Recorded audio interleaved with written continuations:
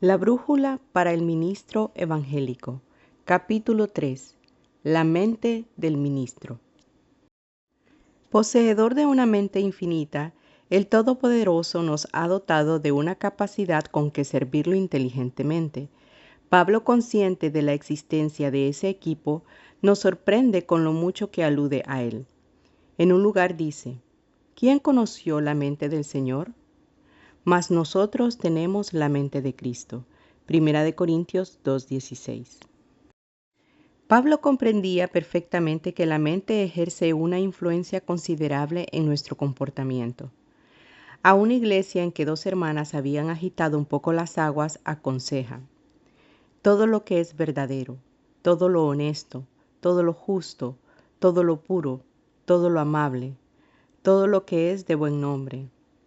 Si hay virtud alguna, si algo digno de alabanza, en esto pensad. Filipenses 4:8. ¿Daremos los ministros a la mente toda la importancia que se merece?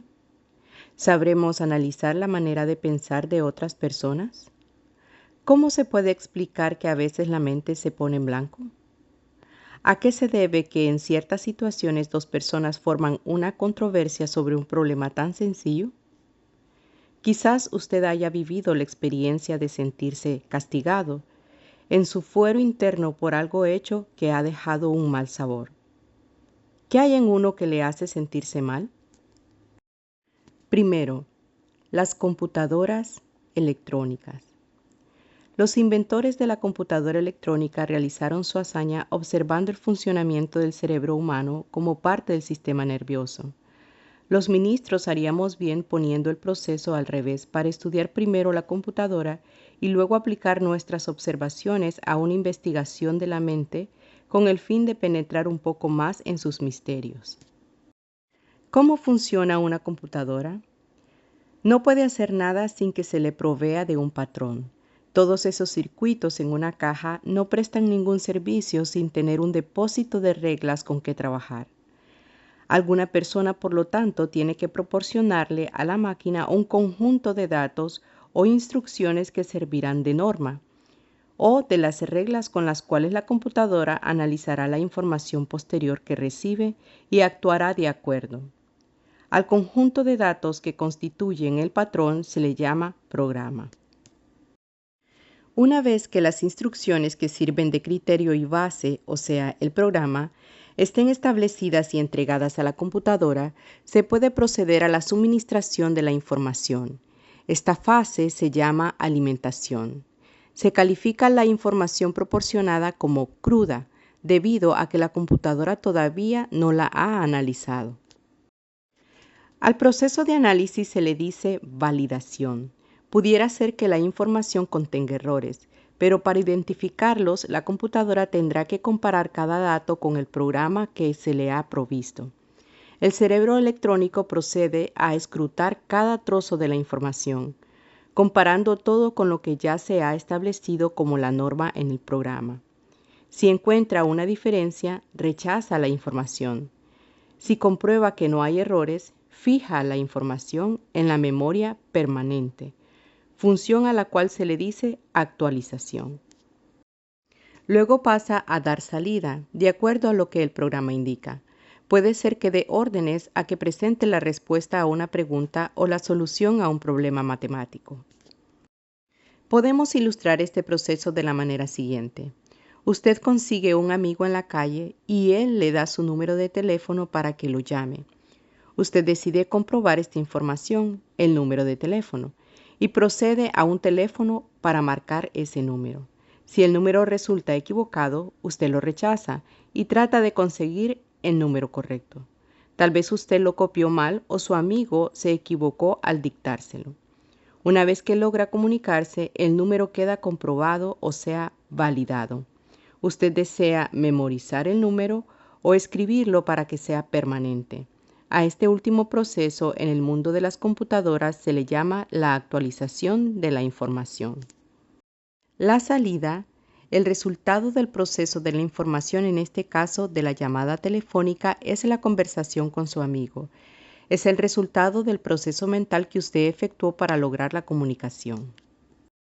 La memoria de la computadora podemos compararla con la cinta magnética de una grabadora. La información queda allí fijada para usar cuantas veces sea necesario. Figura 1. Diagrama de una computadora electrónica. Ver figura en el libro en la página 38. Segundo, nuestra naturaleza psicológica. Dos hombres contemporáneos, en un intento de ayudar a entender mejor la mente humana, han escrito un libro que expone en una forma simplificada nuestra naturaleza psicológica. He decidido presentar a grandes rasgos su explicación en este capítulo para hacer sencillo lo que es tan complejo. Nos puede proporcionar una herramienta útil en nuestra labor como ministros de Dios. El concepto fue originado por el Dr. Eric Berne. Luego fue expuesto en detalle por el Dr. Thomas Harris en su libro Yo estoy bien, tú estás bien, libro que ofrece la idea de que el ser humano tiene una estructura similar a la de la computadora electrónica que acabamos de describir. Se le ha puesto el tema del libro un nombre difícil, aunque el concepto es fácil de comprender. Se le dice análisis conciliatorio. Berne y Harris nos invitan a concebir la mente humana como una máquina con tres diferentes juegos de programas, con sus correspondientes memorias que consisten en cintas. En los planteamientos que siguen nos concentraremos a hablar de las tres cintas que aparecen en el dibujo. Figura 2. Diagrama de la naturaleza psicológica concebida como una computadora. Ver figura en el libro en la página 39. Cada persona, según los doctores Berne y Harris, sin distingos de edad, lleva en sí la cinta padre, la cinta adulto y la cinta niño. Aquí la palabra padre no significa progenitor. Adulto tampoco significa madurez y niño no significa infancia. Más bien son términos de una vivencia psicológica, es decir, representan diferentes clases de experiencias que uno ha vivido en su infancia. Sorprende ver que Pablo y Ezequiel presentan ideas que se asemejan a este concepto del Dr. Berne.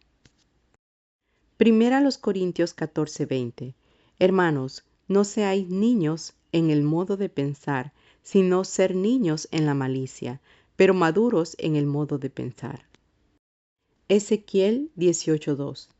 ¿Qué pensáis vosotros los que usáis este refrán sobre la tierra de Israel, que dice: los padres comieron las uvas agrias y los dientes de los hijos tienen la dentera? Romanos 12:2. No os conforméis a este siglo, sino transformaos por medio de la renovación de vuestro entendimiento, para que comprobéis cuál sea la buena voluntad de Dios, agradable y perfecta. El Padre. Es esta una cinta fijada, que se grabó en el cerebro con cosas impuestas crudas y que entraron tal cual como venían. No hubo validación. Hasta aproximadamente los 5 años de edad, la persona grabó en su cinta padre lo que vio a sus progenitores hacer o lo que les oyó decir. Los reglamentos y costumbres del hogar entraron en la cinta padre. Los constantes no te subas, no grites, no llores, no hagas, se grabaron con firmeza. Así también las alegrías y tristezas que el pequeño ha observado en vida de sus padres se fijaron con igual prontitud. Lo importante aquí es notar que el niño toma como verdad todo lo que se le dice sin validarlo. Él todavía no tiene un punto de comparación para hacer una validación. Si sus padres o tutores le dicen, por ejemplo, que es malo decir mentiras, así lo registra su cinta padre. Pero el día siguiente que él descubra que sus padres dicen mentiras, hay un conflicto para fijar esa falta de armonía entre lo dicho y lo hecho. Según el Dr. Harris, lo que sucede entonces es que, en vista de la inseguridad que esto le causa al pequeño, éste decide apagar la grabación de su cinta padre, de manera que la costumbre de los padres de no llevar a la práctica lo que enseñan podría reprimir o bloquear totalmente la cinta padre. Puede haber resultados negativos en la vida de tal persona más adelante. El niño. Hay una grabación simultánea con la cinta padre, la de la cinta niño. La primera tiene que ver con sucesos externos, la segunda con sucesos en el interior de la persona. Tales acontecimientos forman un núcleo de sentimientos que resultan de lo que el niño experimenta en sus adentros, mientras observa lo que sucede en su alrededor. Es de esta cinta de donde surgen las reacciones de enojo incontrolado o euforia locuaz, de curiosidad o frustración, rechazo o creatividad durante toda la vida. El adulto. La cinta adulto comienza a grabarse aproximadamente a los 10 meses de edad cuando el bebé se da cuenta de que puede moverse, que él puede por su propia cuenta iniciar algo. La cinta adulto es un procesador de información en vez de una mera grabadora. Allí la información se valida, transforma, rechaza o fija. Luego el procesador toma también las decisiones. Tiene que ver con la voluntad. La alimentación de la cinta adulto proviene de las cintas padre y niño. Si la información en estas dos últimas está en armonía, más armonía se verá en la cinta adulto. Además, habrá menos pérdida de tiempo validando la información si ésta es veraz. De esa manera la persona tendrá más tiempo para trabajo creativo. Habrá menos conflicto en su proceso. Una persona, según el Dr. Harris, que no mantiene separados su padre, adulto y niño, es alguien que tiene el adulto contaminado. Note el solapamiento en la siguiente figura. Figura 3. Diagrama ilustrando la contaminación. Ver figura en el libro en la página 41. La sombra que aparece entre el padre y el adulto es la contaminación que resulta de los prejuicios. La parte con rayas entre el adulto y el niño es la contaminación que resulta de ideas ilusorias. Los prejuicios surgen cuando la persona capta la información no validada de parte del padre, transmitiéndola a la salida como si fuera la verdad. 2 ejemplos. El trabajo manual desprestigia a una persona de categoría. Los indios son menos inteligentes que el resto de la gente. Tales expresiones, pasando de generación en generación, le dan un cierto viso de veracidad. Cuando una madre las repite a su hija, lo hace como si tal cosa fuera una ley. Si la hija las acepta como una verdad y no las somete a un análisis, probablemente ella también transmitirá a sus hijos los mismos prejuicios.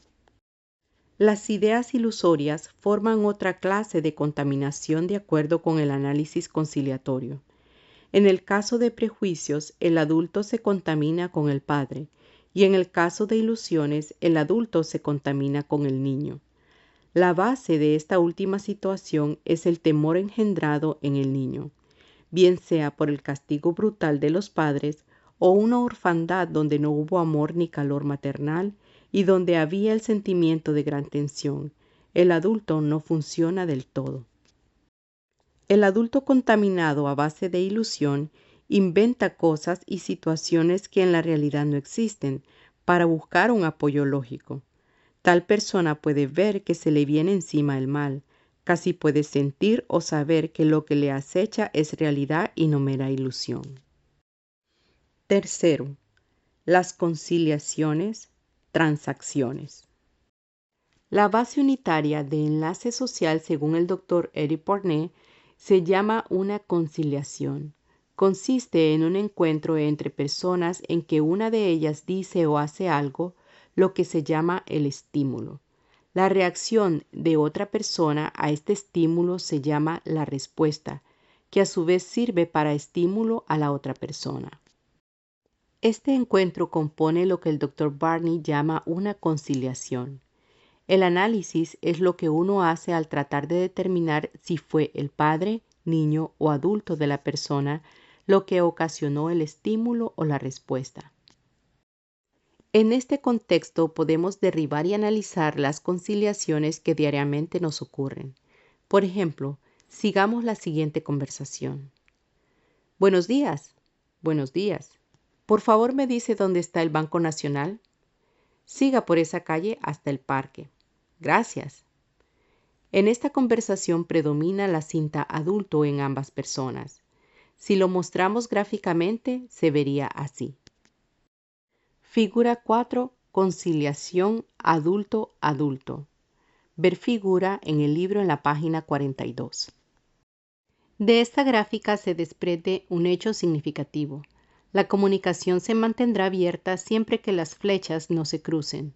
La comunicación puede fluir de la siguiente manera: padre a padre, adulto a padre, niño a padre, padre a adulto, adulto a adulto, niño a adulto, padre a niño, adulto a niño, niño a niño.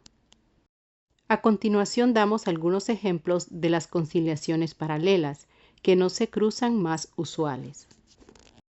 Esposo: me siento mal. Esposa: pobrecito, cuidaré que los niños no molesten. Esposo: esto es insoportable. Esposa: ya se te pasará. Figura 5. Conciliación niño-padre. Ver figura en el libro en la página 43. El diálogo descrito en el resultado de un deseo por parte del esposo de ser mimado, la esposa le sigue la corriente y no hay problemas de comunicación. ¿Habrá ministros así? La conciliación original es de la cinta niño del esposo, quien recibe la respuesta de la cinta padre de la esposa. Esta comunicación podría prolongarse bajo estos términos. Veamos ahora el diálogo entre Pedrito, que tiene 6 años de edad, y Susanita, de 5 años de edad, quien se sube precisamente a la mesa del comedor. Pedrito: eso no se hace, Susana. Susanita: yo quiero hacerlo. Pedrito: te digo que te vas a caer. Susanita: no importa. Figura 6. Conciliación padre-niño. Ver figura en el libro en la página 43. En el diálogo que antecede, aunque Pedrito es muy pequeño, ya tiene una información de la cinta padre y actúa como si fuera un padre. El diálogo continúa, pues las conciliaciones no se cruzan. Veamos otro diálogo entre un padre y su hijo. Papá: ¿por qué llegaste tan tarde anoche? Hijo: porque encontré a unos amigos y estuvimos conversando. Papá: parece que esa fue una conversación larga.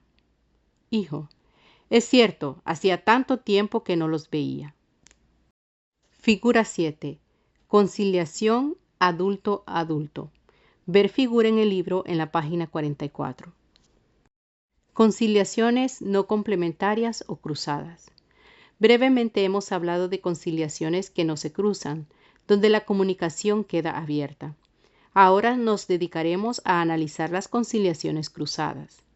Utilizaremos los mismos personajes que hemos mencionado como ejemplo, pero demostrando un cambio de actitud y palabras que hacen diferente la conversación. Veamos el caso del esposo que se siente mal. Esposo: me siento mal. Esposa: llamaré al médico enseguida.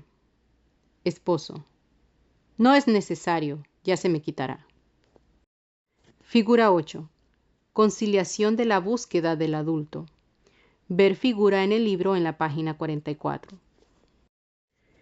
Nótese que el esposo busca la cinta padre de la esposa y ésta reacciona activando la cinta adulto del esposo. Al esposo no le queda más remedio que actuar a nivel racional y utiliza su cinta adulto para finalizar el diálogo. Este es un ejemplo de búsqueda del adulto cuando la conciliación se ha originado en el padre o niño del interlocutor. Otros 2 ejemplos de conciliaciones cruzadas son los siguientes diálogos. Pedrito: eso no se hace, Susana. Susanita: tú no eres mi papá para regañarme. Papá: ¿por qué llegaste tan tarde anoche? Hijo: porque me dio la idea de hacerlo. Soy dueño de mí mismo. Figura 9. Conciliaciones cruzadas. Ver figura en el libro en la página 45. Nótese que lo significativo de las conciliaciones cruzadas es que se corta la comunicación, bloqueándose todas las posibles salidas. Si el ministro se pone a analizar todas las conciliaciones en que ha participado durante un día, podrá ver en cuáles hubiera sido mejor activar otra parte de su ser para lograr una salida más feliz. Cuarto, ¿puede el ministro renovar su mente? Después de haber hecho un análisis de lo que psicológicamente somos, es más fácil entender el significado de los 3 pasajes bíblicos que anteriormente mencionamos. Cuando el apóstol Pablo habla de no ser niño en el modo de pensar, sino maduro, trata de alcanzar el adulto de la iglesia de Corinto. Por el contexto de ese pasaje nos damos cuenta de que había contaminación. Había prejuicios e ilusiones en cuanto al significado de hablar en lenguas. Es posible que el niño de muchos creyentes en la iglesia dominaba el culto de adoración. Esto había degenerado la adoración en vez de ayudar a edificar espiritualmente la iglesia.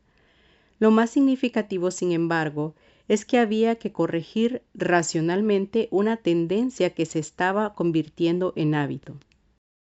Ese mal hábito, pasado de congregación en congregación y de generación en generación, hubiera hecho una gran mella en el verdadero propósito del hablar en lenguas. Por otro lado, la vieja expresión israelita de que los padres comieron las uvas agrias y los dientes de los hijos tienen la dentera, nos habla de la fijación de la cinta padre en cada generación. Esa dentera no es otra cosa que el arduo proceso de validación por el cual tenemos que pasar todos. En algunos casos donde nuestro adulto ha validado la información que viene de nuestros progenitores, hemos tenido que, con dolor, rechazarla, pues no se ajustaba a la realidad o a la verdad. Este es el caso clásico del rechazo de una religión tradicional por la verdad del Evangelio, aun a costa del odio de la familia. Sucede también, aún dentro del Evangelio, que conceptos y creencias que se han formado a causa de nuestra inexperiencia y falta de conocimiento tengan que ser rechazados o modificados porque no se ajustan a la realidad o a la verdad. La necesidad de cambiar. El apóstol Pablo insiste a través de sus epístolas en la necesidad de renovar la mente. Esto, a la luz de lo que hemos estudiado hasta ahora, significa descontaminar el adulto de los prejuicios e ideas ilusorias que puedan existir en nosotros. Aguzar el adulto incluye, además, mantener una comunicación abierta a nivel racional. El ministro que usa su cinta adulto en una forma correcta es uno que siempre actúa a nivel racional en lugar de a nivel emocional o efectivo. Cuando se encuentra con los miembros de su congregación, le servirá de baluarte porque sabrá pensar y ayudar a resolver problemas. Este efecto también se deja sentir en otras situaciones, ya sea en la compañía de colegas en el ministerio, el hogar o la comunidad. Al decir que debemos hacer lo posible porque nuestro adulto sea fuerte, no queremos dejar la impresión de que uno debe descuidar el cultivo del niño. Todo lo positivo, todo lo bueno, todo lo bello y noble del niño debe hacerse resaltar. Es el niño el que tiene las facultades creadoras del hombre. Su alimentación consiste, entre otras cosas, en la lectura asidua, el cultivo de la buena música, la poesía. En suma, podemos decir que toda actividad que enaltezca el espíritu debe estimularse. Para tratar de ser un poco sistemáticos en esto, podríamos obligarnos con proyectos como el de crear una buena biblioteca personal, de hacer uso de ella. Debemos hacer un esfuerzo cada mes de conocer mejor la buena música y de deleitar al niño escuchando esa música. Otra actividad que requiere un esfuerzo consciente es la búsqueda de lo positivo en todos los aspectos de nuestra vida. En una oportunidad pregunté a un grupo de jovencitos de la escuela dominical: ¿qué puede haber de bueno en una manzana podrida? Quedé maravillado al ver que uno se levantó y dijo: las semillas. Es esta clase de actitud que ayuda a cultivar la pureza del niño y por consiguiente moldea la integridad total del ministro. En cuanto al padre se refiere, habrá que hacer una validación extensa de todo lo que se ha grabado. Esto puede llevar años, pero es un objetivo positivo. El mismo apóstol Pablo habla de proseguir al blanco, es decir, seguir hacia la perfección integral en base de una renovación constante. Parece ser, pues, que el requerimiento básico para que una persona cambie, renueve su mente, es que desee verdaderamente cambiar. Aunque la mente humana es sumamente compleja, el uso del análisis conciliatorio puede ayudar a comprenderla mejor. Si el ministro entiende las funciones de su mente, podrá proceder para cultivar y superarla para ser más efectivo en su servicio a Dios. Podrá ayudar mejor a sus semejantes también. Para comenzar este proceso, sería muy interesante que se pusiera a analizar sus comunicaciones en el hogar con los demás de su propia familia, que estudiara sus relaciones con los creyentes y con el público en general. Probablemente verá la necesidad de descontaminar, de validar las cintas, pero con la ayuda del Espíritu Santo logrará una renovación dinámica de la mente y más eficaz será su ministerio. Bosquejo del capítulo. Una teoría del funcionamiento de la mente. Primero, descripción de las operaciones del cerebro electrónico. A. El programa, criterio para analizar la información recibida. B. La alimentación, recepción de la información. C. La validación, comparación de un dato con la regla. D. La salida, el resultado del proceso de la información. E. Ilustración de la llamada telefónica. F. La memoria, la grabación de la información procesada. Segundo, el análisis conciliatorio. A. Expuesto por los doctores Burney y Harris. B. 3 categorías de experiencias de la infancia. C. Textos bíblicos afines. 1. 1 Corintios 14:20. 2. Ezequiel 18:2. 3. Romanos 12:2. D. La cinta padre, grabación de lo que el niño observa de sus padres. E. La cinta niño, grabación de los sentimientos que el niño experimenta. F. La cinta adulto, agente analizador y determinante.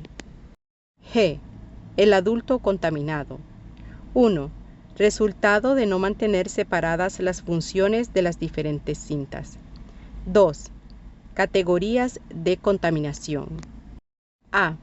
Los prejuicios, ideas tomadas de los padres sin análisis. B. Las ilusiones, ideas inventadas para dar una apariencia de racionalidad a un temor presente de la cinta niño. Tercero, los encuentros personales, conciliaciones. A.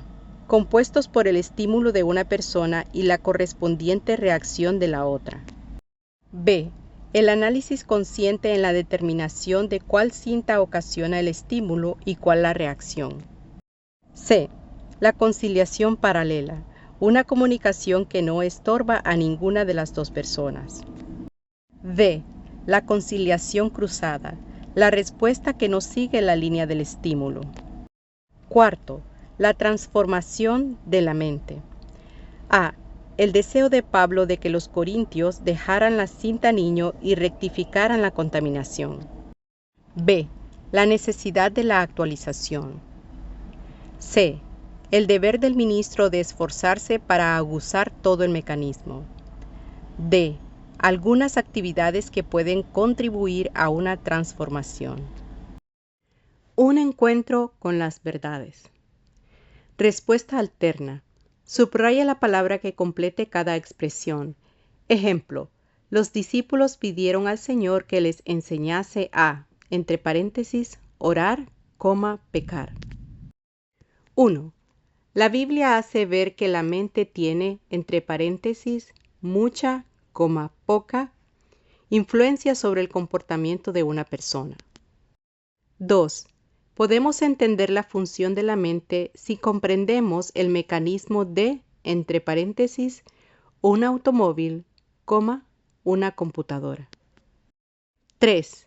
El cerebro electrónico no puede funcionar si no se le proporciona, entre paréntesis, una bendición, un programa. 4. Al conjunto de instrucciones que forman el criterio para analizar la información recibida se le dice, entre paréntesis, programa, alimentación. 5. La información cruda es la que no se ha, entre paréntesis, cocinado, analizado. 6. Si la computadora ve que un trozo de la información no concuerda con lo que tiene de patrón, entre paréntesis, rechaza, acepta la información. 7. Al proceso de comparar la información recibida con el programa se le llama, entre paréntesis, alimentación, validación. 8.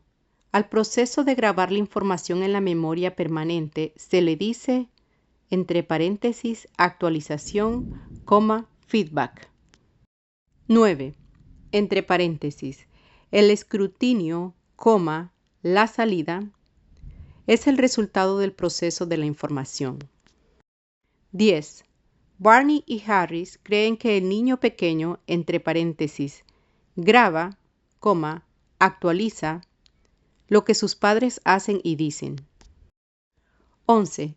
El niño de 4 años, entre paréntesis, analiza, no valida lo que sus padres hacen. 12. La cinta niño contiene la grabación de, entre paréntesis, lo que siente, lo que los demás niños hacen. 13. La cinta padre se relaciona con los sucesos, entre paréntesis, internos, externos. 14. La cinta, entre paréntesis, adulto, niño, analiza la información que el niño recibe a través de sus sentidos. 15. El adulto tiene que ver con la, entre paréntesis, voluntad, imaginación. 16. Un resultado de la falta de analizar la información grabada en la cinta padre es el, entre paréntesis, sentimiento, prejuicio. 17. Si el esposo desea ser mimado y la esposa lo quiere tratar como adulto, el resultado es una comunicación, entre paréntesis, abierta, cruzada. 18. Pablo insiste en que el creyente debe, entre paréntesis, renovar, aplastar la mente. 19. El ministro debe tratar de, entre paréntesis, validar, eliminar los conceptos que recibió cuando pequeño. 20. Tenemos que esforzarnos para buscar lo positivo en, entre paréntesis, todo aspecto, los aspectos agradables de nuestra vida. De la teoría a la práctica. 1. De acuerdo con la teoría del análisis conciliatorio, ¿qué influencia duradera tienen los padres sobre su hijo en los primeros años de su vida? 2. ¿Qué personajes bíblicos son testimonio del gran impacto espiritual que los padres pueden tener sobre un pequeño? Nombre 3 por lo menos. 3. ¿Qué podrán hacer los padres en los primeros años de la vida de un hijo que les servirá de ayuda espiritual durante toda su vida? 4. ¿Qué evidencias haya usted en su propia experiencia que apoyan en principio las ideas del análisis conciliatorio presentadas en este capítulo? 5. Relate un ejemplo personal de este mes pasado de un caso para cada una de las 3 diferentes clases de conciliaciones paralelas. 6. Relate lo que usted ha observado de 3 diferentes clases de conciliaciones cruzadas. 7. ¿Qué debe hacer usted como ministro si un creyente le busca el padre cuando lo que debe buscar es el adulto? 8. ¿En qué manera se pudieran mejorar las conciliaciones en su propio hogar? 9. ¿Qué puede hacer usted para mejorar las conciliaciones en su iglesia? 10. ¿Qué contaminaciones en el sentido en que se usa el término en este capítulo ha podido usted eliminar en su propia manera de pensar? 11. ¿Qué contaminaciones ve usted que todavía no ha podido eliminar? 12. ¿Qué decisiones ha tomado usted después de estudiar este capítulo? Proyectos para la clase. 1. Revisar en clase el trabajo de respuesta alterna de la sección Un encuentro con las verdades para ver dónde los alumnos tuvieron problemas. 2. Presentar cuadros dramatizados de los diferentes casos de conciliaciones paralelas, cruzadas y de contaminación. 3. Escribir las letras Renovación mental en el pizarrón. Hacer que cada miembro de la clase pase a escribir un verbo empezando con una de las letras escritas que exprese una manera de renovar la mente, formando así un acróstico. 4. Pedir a un miembro de la clase que traiga un breve informe de pasajes en la Biblia que invitan al creyente a usar la mente en sus relaciones con Dios. 5. Celebrar un panel sobre el tema La influencia de la salud mental del ministro sobre su ministerio.